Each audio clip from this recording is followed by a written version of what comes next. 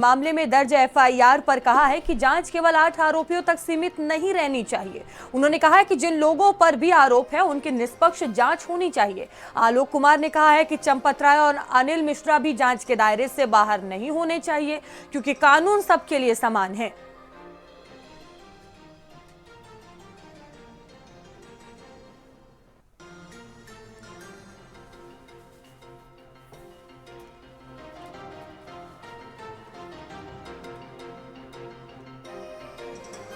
तो जांच सिर्फ इन छोटे कर्मचारियों तक सीमित नहीं रहना चाहिए, ये आलोक कुमार का कहना है।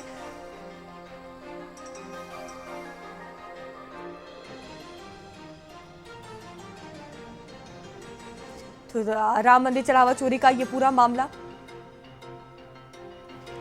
राम मंदिर चढ़ावे मामले में लगातार सियासत देखने को मिल रही है। इधर 8 लोगों के खिलाफ एफआईआर भी दर्ज हो गई है। इस वक्त बातचीत के लिए हमारे साथ विश्व हिंदू परिषद के अंतर्राष्ट्रीय अध्यक्ष आलोक कुमार मौजूद हैं। सर, 8 लोगों के खिलाफ एफआईआर दर्ज हुई है, क्या कहेंगे आप? क्योंकि लगातार आपकी ओर से भी मांग की जा रही थी एफआईआर को लेकर। ये एफआईआर इतनी सीमित नहीं है। मुझे कुछ नाम बताकर कहा जा रहा है कि ये बड़ी मछलियां हैं, इनको छोड़ा गया है। मैं कहना चाहता हूं कि कोई छोड़ा नहीं गया। पुलिस की जांच व्यापक होनी चाहिए। जिन पर आरोप लगे हैं उन सब आरोपों की जांच होनी चाहिए। जिन व्यक्तियों पर आरोप लगे हैं उन व्यक्तियों से भी पूछताछ हो जाए। छोटी मछली और बड़ी मछली दोनों के खिलाफ जांच पूरी करके पुलिस चालान फाइल करे। जिसने किया है उसे भुगतना पड़ना चाहिए। चंपत जी को क्या करना है, अनिल जी को क्या करना है, ये उनके विवेक पर निर्भर करेगा। हम प्रतीक्षा करेंगे। बहुत शुक्रिया बातचीत के लिए। कैमरा पर्सन प्रिंस के साथ स्वाति पाठक, भारत समाचार, दिल्ली। जांच की सिफारिश किसने किया? ट्रस्ट ने। जांच करने वाले कौन? सरकार में बैठे हुए लोग। ट्रस्ट की रिपोर्ट किसको सौंप, एसआईटी की रिपोर्ट किसको सौंपी गई? ट्रस्टी को। पर आरोप लगा है डकैती का।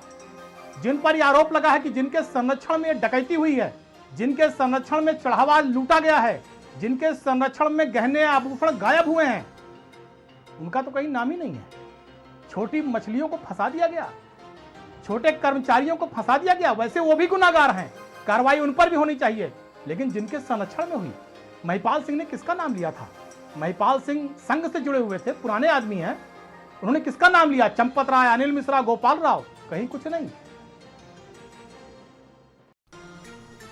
तो देखिए, जिस तरह से इस पूरे मामले में गिरफ्तारी हुई है 8 लोगों की, अब उसको लेकर विपक्ष लगातार सवाल उठा रहा है कि जो जांच का दायरा है, गिरफ्तारी का जो दायरा है वो काफी सीमित है, ये नहीं होना चाहिए। सिर्फ छोटी मछलियां फंसाई गई हैं, छोटे कर्मचारियों को टारगेट किया गया है, ये कहा जा रहा है।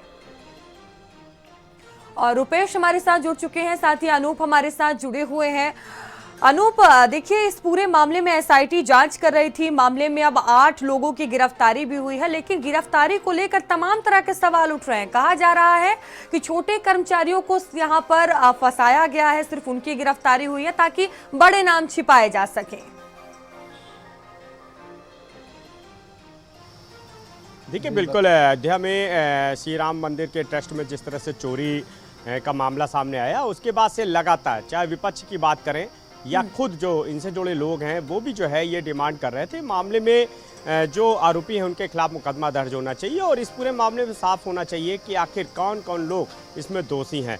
आपने देखा कि कल ही जो है देर शाम जो है ये एफआईआर दर्ज की गई है, जो संबंधित थाना है वहाँ पे 8 लोगों के खिलाफ, जिसमें ट्रस्ट के जो सदस्य हैं कृष्ण मोहन की तरफ से ये एफआईआर दर्ज कराई गई और इसमें रामशंकर यादव टिन्नू, इसके अलावा रामशंकर मिश्रा, अविनाश शुक्ला, अनुकल्प मिश्रा, लवकुश मिश्रा, मनीष कुमार यादव, कौणेश पांडे, सुभाष श्रीवास्तव, इसके अलावा जो अज्ञात लोग हैं वो इसमें शामिल हैं। सबसे खास बात यह है कि मुख्यमंत्री अभी बोल रहे थे, उन्होंने साफ कहा कि मैंने पहले ही कहा था कि एसआईटी अपनी जांच कर लेगी और एसआईटी की जांच के बाद ही जो है एफआईआर दर्ज कराई जाएगी, जिसके तहत जो ये एफआईआर दर्ज कराई गई है।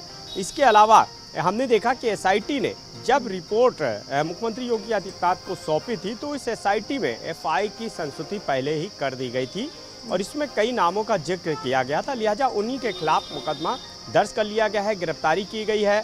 और आप देखिए कि इसमें जो लोग शामिल हैं उनके घर से बाकायदा नकदी और सोना चांदी भी जो है बरामद किया जा रहा है।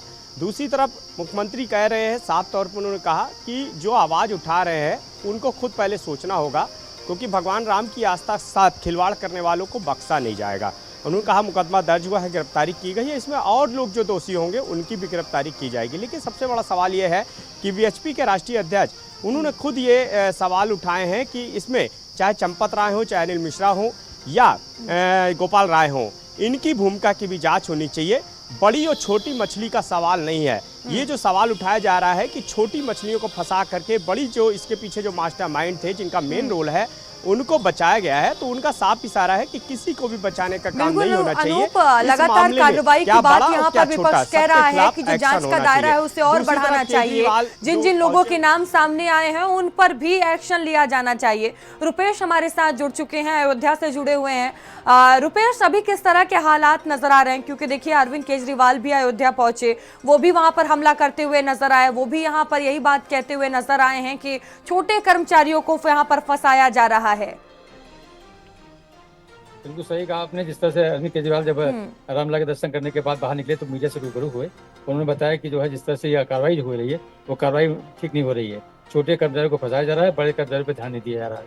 और इस तरह से उन्होंने भगवान से ये प्रार्थना किया है कि इस पर जांच हो, जो इसमें दोषी हो उन पर कठोर कार्रवाई की जाए और उनको दंड मिले।